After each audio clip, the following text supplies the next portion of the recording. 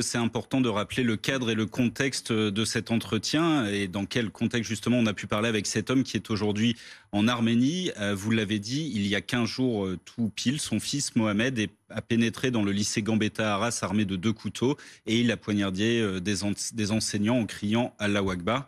Dominique Bernard, le professeur de français, est décédé dans cet attentat et depuis, l'ombre du père plane sur l'acte du fils.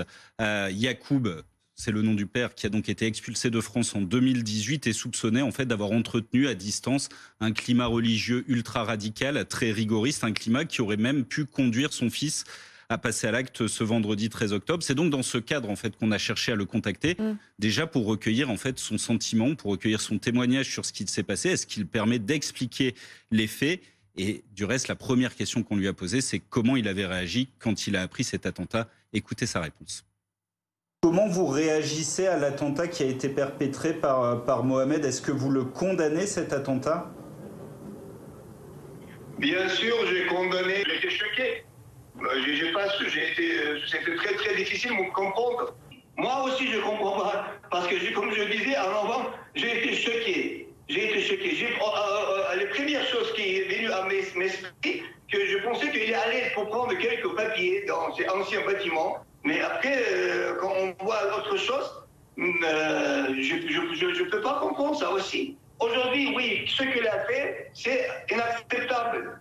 Ce qu'il a fait. Il m'a pas résolu aucun problème. Il m'a fait plus de problèmes, apporté à plus de problèmes. Et moi, je suis premier choqué et je n'arrive pas à comprendre. Voilà, intéressant.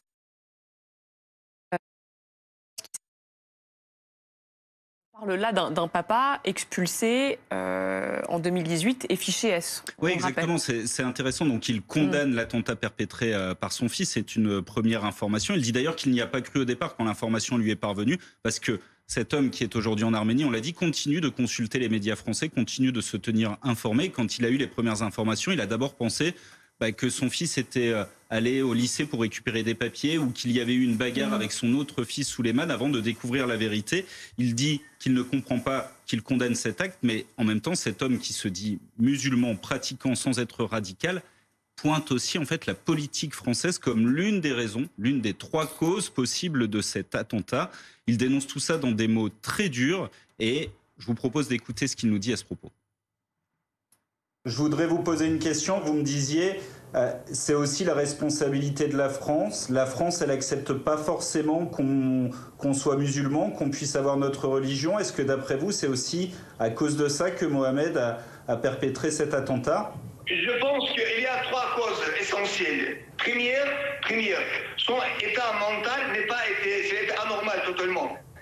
Je peux vous dire, mon fils aîné, il m'a prévenu en disant 1 mois et 2 mois avant, il ne faut pas laisser ce garçon avec sa mère dans cet appartement. Il ne faut pas les laisser. Toujours se disputer avec sa mère.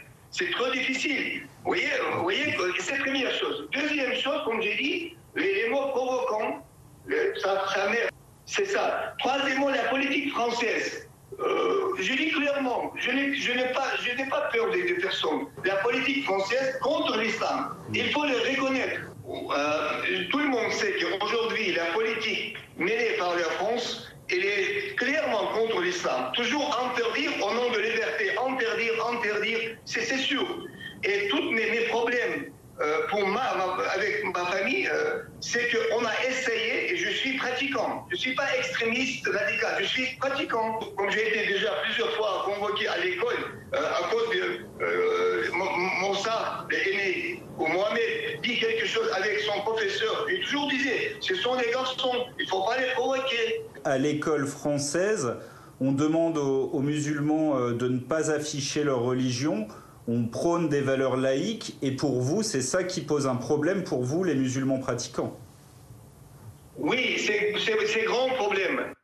Donc lui, ce qu'il dit, Vincent, c'est que l'une des 3 causes, c'est la politique française et la laïcité à la française. La laïcité à la française et même la laïcité à l'école, puisqu'il explique qu'il a été convoqué plusieurs fois pour les problèmes rencontrés par Mofzar, son aîné au lycée Gambetta, et aussi par Mohamed l'assaillant, pour des choses qu'il aurait pu dire lors de cours, lors d'échanges avec les professeurs. Et il nous dit dans cet échange, ce sont des garçons, il ne faut pas les provoquer. Voilà ce qu'il dit exactement sur les valeurs laïques à la française. On voit qu'il y a quand même un gros problème de compréhension sur notre modèle. Et puis, il met également en cause son ex-femme dont il est divorcé aujourd'hui, son ex-femme qui a été placée en garde à vue après l'attentat d'Arras et qui est donc la mère de l'attentat du terroriste présumé. Ouais. Oui, et qui en est ressortie libre sans poursuite à ce stade. Il explique qu'en fait, après le divorce prononcé avec son ex-femme, celle-ci s'est éloignée de la religion. Elle ne faisait plus la prière, elle ne pratiquait plus le ramadan, elle a enlevé son voile. Et d'après Yacoub, avec qui j'ai longuement échangé aujourd'hui, c'est aussi cette raison qui a poussé Mohamed à devenir, je cite, complètement fou. C'est la deuxième raison qu'il donne à l'acte perpétré par son fils. Donc il n'aurait pas supporté que sa mère, après le divorce, prenne la liberté d'enlever son voile. Exactement, il l'a dit à plusieurs reprises lors des différents échanges qu'on a pu avoir aujourd'hui. C'est l'une des raisons clairement invoquées. Voilà, on le voit très clairement, la direction que prend... la pratique de la religion chez cet homme, on l'a dit, qui a été expulsé en fait en Géorgie par la France. Et depuis l'attentat perpétré à Arras, la Géorgie l'a expulsé. Il se trouve actuellement en Arménie. Et malgré tout, il sait que la justice française va venir le chercher à un moment donné, va vouloir l'interroger. En tout cas, il s'y prépare. Écoutez ce qu'il nous dit à ce propos. Aujourd'hui, je suis prêt. Mais pourquoi je crains, j'ai peur. Après, ils vont me renvoyer à la Russie, encore une fois. Donc vous êtes d'accord pour répondre à la justice française, mais vous ne voulez pas repartir en Russie, c'est ça hein? Je ne cache rien. Aujourd'hui, c'est devenu impossible de cacher quelque chose. Parce que, vous voyez, je ne suis pas un homme public et je ne veux pas un être. Mais aujourd'hui, je suis obligé de m'expliquer. J'attends tout le temps, j'attends qu'il viendrait un jour, il viendra de me chercher.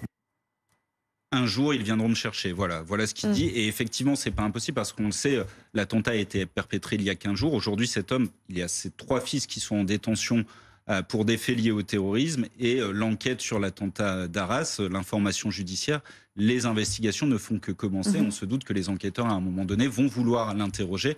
Alors, on l'a dit, il se trouve en Arménie et les choses ne sont pas simples. Mais il n'est pas exclu, effectivement, qu'un jour, les magistrats français veuillent l'entendre.